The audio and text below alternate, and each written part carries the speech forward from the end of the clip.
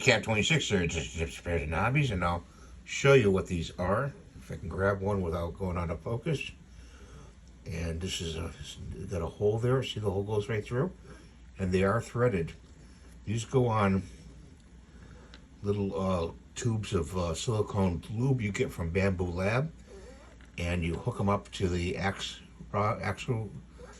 I call it an axle rod, or it's X and Y Z axis rods, and those metal rods in your machine, and you squeeze out a little oil and go like this with them, up and down. Okay, actually you run it down up and down like that. So that's what I want to show you. Pretty cool little item. It only takes a few minutes to print out.